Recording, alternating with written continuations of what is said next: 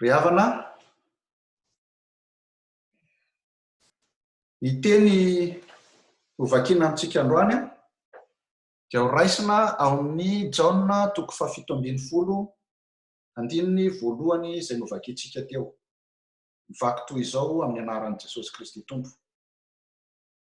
Rehefa nolazain'i Jesosy izany teny izany, dia nanandratra ny maso no amin'ny lanitra izy ka nanao hoe: Ray eo, tonga ny fotoana mankalaza ny zanakao, mankalaza ny zanaka anao. Après avoir parlé ainsi, Jésus leva les yeux au ciel et dit: Père, l'heure est venue. Glorifie ton Fils pour que le Fils te glorifie. Amen. Raha ny firafitry ny filazantsara ny Jaona ry havana mijerena dia mizara roa izy io. L'évangile de Jean est divisé en deux grandes parties. Du chapitre 1 au chapitre 12, c'est ce qu'on appelle le livre des signes. Et du chapitre 13 au chapitre 20, c'est ce qu'on appelle le livre de l'heure ou le livre de la gloire. Le chapitre 21, c'est un épilogue. Et notre lecture du jour se trouve dans la seconde partie, livre de l'heure. Jésus dit: Père, l'heure est venue. L'heure est venue. Cette parole de Jésus clôt son discours d'adieu que nous avons étudié déjà depuis quelques dimanches. Depuis quelques dimanches déjà, on était toujours sur le discours d'adieu de Jésus. Ici, Jésus ne s'adresse plus à ses disciples, mais à son Père. Il s'adresse à Dieu le Père et prie pour ses disciples. C'est ici ce passage, c'est ce qu'on appelle la prière sacerdotale. Jesosy nivavaka ho an'ny mpianany. Les récits des 4 évangiles, des 4 chapitres plutôt, entre le lavement des pieds, qui est au chapitre 13, et la passion qui arrive au chapitre 18, montrent le sommet et l'affirmation de l'éternelle relation du Père et du Fils. Jésus a dit ici, l'heure est venue. Le terme heure, dans cet évangile de Jean, revient 26 fois. Rien que dans le 4e évangile, le terme heure revient 26 fois. On parle de l'heure qu'on peut mesurer chronologiquement du genre 6e heure, 7e heure, 8e heure. On parle de l'heure de la croix. On parle de l'heure où le Père est glorifié en son Fils. On parle de l'heure de l'annonce des persécutions et l'heure de l'envoi du Paraclet. Il y a tout cela. Ici, l'heure est venue, ça veut dire que le temps de la pleine révélation de Jésus comme le Fils de Dieu est venu. Quand Jésus dit « Glorifie ton Fils pour que le Fils te glorifie », il anticipait sa mort sur la croix et sa résurrection. Et s'il serait resté dans son tombeau et n'est pas ressuscité, ça voulait dire qu'il n'était qu'un homme comme les autres. Par contre, si Dieu le glorifiait en le ressuscitant des morts, ce serait la preuve qu'il est vraiment le Fils de Dieu, le sauveur du monde.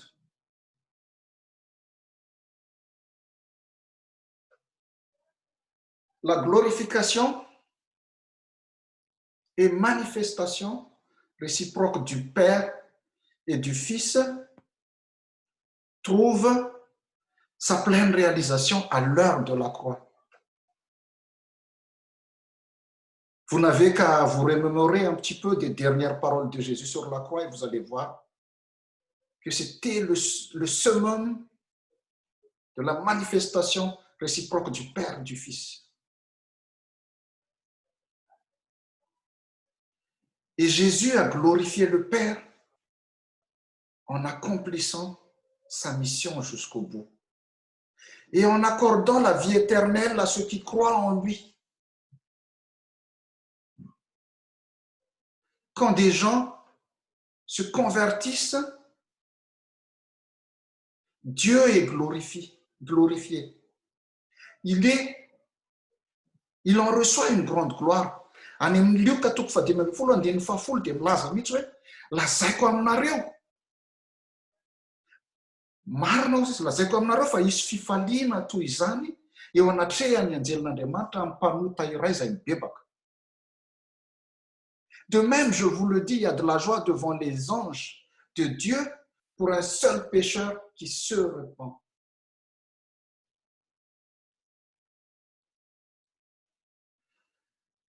Le cœur de ce message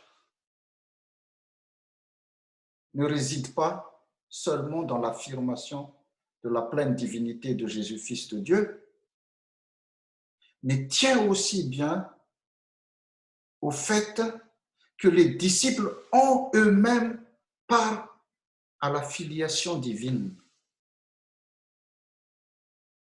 Le mot Père, prononcé par Jésus ici, montre sa proximité et son intimité avec Dieu le Père. Et en tant que croyant, en tant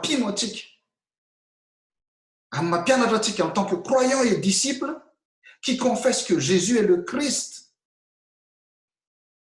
Fils de Dieu, nous avons aussi ce privilège de pouvoir appeler Dieu notre Père. Satria tsika mpianatra Jesosy Kristy, satria tsika mino ary manambara filohantsika ny Jesosy Kristy dia afaka miantso an'Andriamanitra ihany koa tsika hoe ray eo. Tsy mpanompo intsony ianao fa zanak'Andriamanitra. Tu es un fils de Dieu aussi, tu es une fille de Dieu. C'est un privilège que nous avons, ça. Pour nous, il devient donc, il n'est plus le Dieu lointain qu'on connaissait juste vaguement, créateur du ciel et de la terre. Mais il est notre Père, qui, en Jésus-Christ, est venu jusqu'à nous dans notre intimité. Contrairement à l'époque du temple de Jérusalem, à l'époque de l'Ancien Testament, nous pouvons nous adresser directement à Dieu maintenant. Nous pouvons adresser directement nos prières à lui. Jésus a porté ses disciples dans sa prière ici, dans ce texte, car c'est par eux maintenant que Dieu a choisi de passer pour accomplir son projet. Jésus va repartir au ciel, maintenant c'est à nous. C'était aux disciples à l'époque, et maintenant, comme les disciples ne sont plus là, c'est à nous de perpétuer cette mission d'évangélisation. Un projet évangéliste qui consiste à amener les gens à croire que Jésus est le Christ, le Fils de Dieu. Et à assumer cette confession de foi. Une vie nouvelle et une pleine adhésion dans le nom du Christ. C'est ce qu'on attend de nous. Et tout cela implique que notre heure de glorifier Dieu est aussi venue. Après l'ascension de Jésus, son enseignement n'est pas terminé. Hein? Après avoir reçu la promesse de la puissance de l'Esprit et leur ordre de mission, les apôtres, et nous maintenant qui recevons le même message, vous serez mes témoins à Jérusalem, dans toute la Judée et Samarie et jusqu'aux extrémités de la terre. Acte 1:8. Les disciples sont retournés à Jérusalem. L'heure est venue pour eux aussi de commencer leur mission. Ils vont devenir maintenant les acteurs principaux de la proclamation de l'Évangile.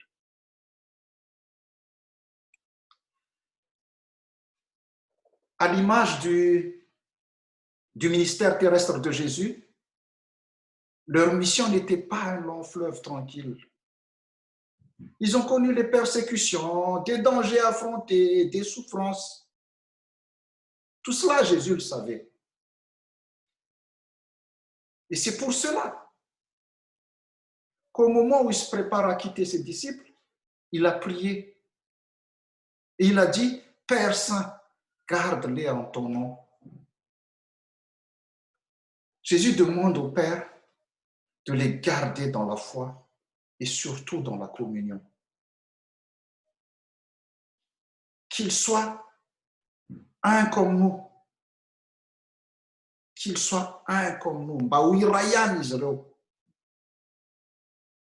Cette phrase constitue le sommet de cette prière de Jésus. D'ailleurs, il l'a répétée encore une fois au verset 21 de ce même chapitre.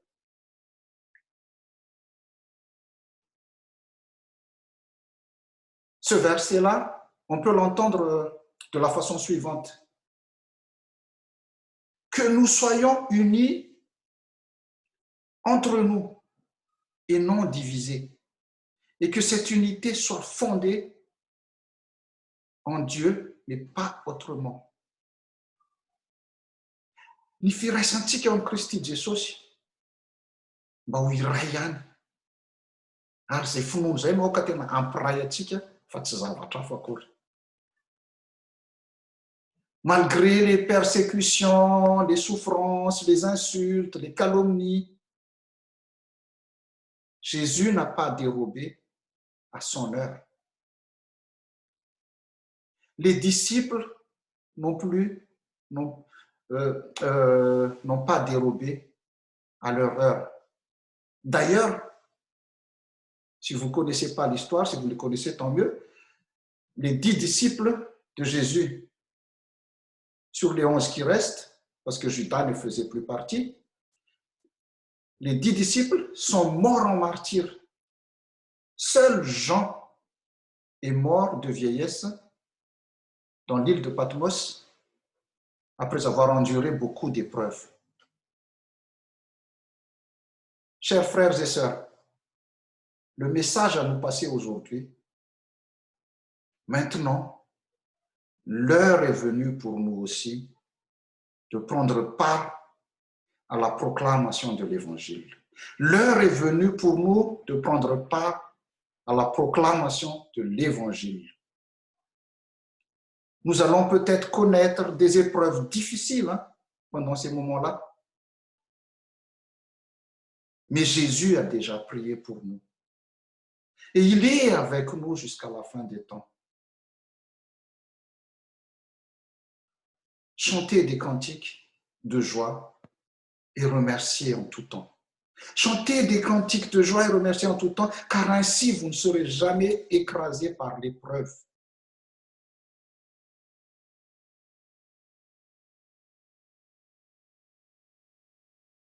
Misy mpanoratra anankiray ny laza, tsy tadidiko moa ny anarany fô zay, se lamenter sur une épreuve passée, sur un problème passé est la meilleure façon d'en attirer une nouvelle, un nouveau. Rehefa misy problème ianao, tsy efa lasany dia lasa. Misaoran'Andriamanitra, miderahan'Andriamanitra. Comme cela, vous ne serez jamais écrasé par le poids de l'épreuve. Réjouissez-vous d'avoir part aux souffrances du Christ, comme les apôtres. Mety enjehany ianao, mety hevitra ianao hoe tsy nisy vokany akory ny asa fitoriana, tsy ny eforina ataonao. Herim-po verimaina fotsiny, tsy ry havana. Diso ianao. Mety nisy olona nefa nandre sy nahita ny atrana ataonao, ny asa fitoriana nataonao ka niova fo. Fa tsy fantatrao izy na tsy hitanao. Ny antony dia tsotra fotsiny ihany. Tsy natao ho fantatrao sy nafenina anao zany, mba tsy reharehanao sy andrombahanao ny voninahitr'Andriamanitra.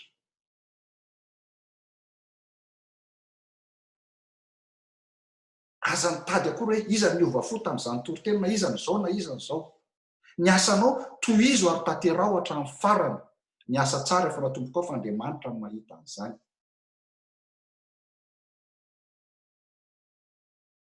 Aza mitady sitraka ozy izy ny tenin'Andriamanitra, misy ny teny an'izany hoe aza mitady sitraka amin'Andriamanitra irery ihany ianao mitady sitraka, fa aza mitady hoe amin'olona zany. Ny olombelona mandiso fanantenana foana amin'ny maha-olombelona azy. Fa Andriamanitra dia tsy mba mandiso fanantenana zany. Si vous êtes outragés pour le nom de Christ, vous êtes heureux, parce que l'Esprit de Dieu repose sur vous. 1 Pierre 4, verset 14.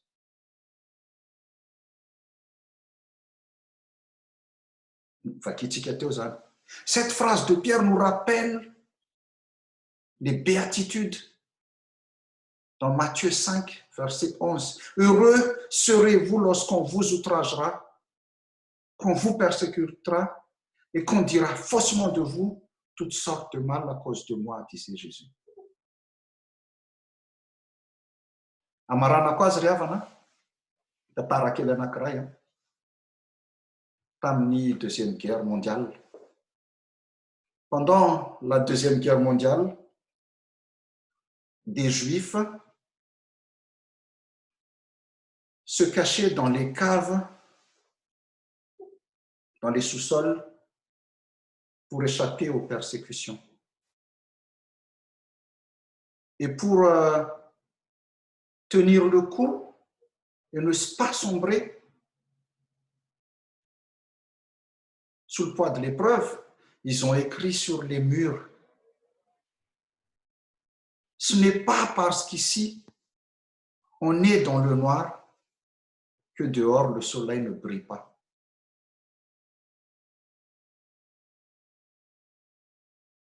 Tsy izay zavatra iainanao zao akory no mamaritra no fiainanao manontolo fa ny finoanao, fa tsy maintsy andresy ianao ao an' Jesosy Kristy tompo izay fanampananteny hoe ho mpandresy mihoatra ny mpandresy ianao. Chers frères et sœurs, la souffrance a toujours tendance à nous séparer de Dieu. Les persécutions ont toujours tendance à nous séparer de Dieu et des autres. Mais ces deux versets que j'ai cités tout à l'heure nous invitent à rester accrochés au Christ. Dans l'épreuve, dans les soucis de la vie, il faudrait non seulement se réjouir, mais aussi être transporté dans l'allégresse pour ne pas être écrasé par celle-ci. Que la grâce du Seigneur Jésus-Christ, l'amour de Dieu et la communion du Saint-Esprit soient avec vous tous. Amen.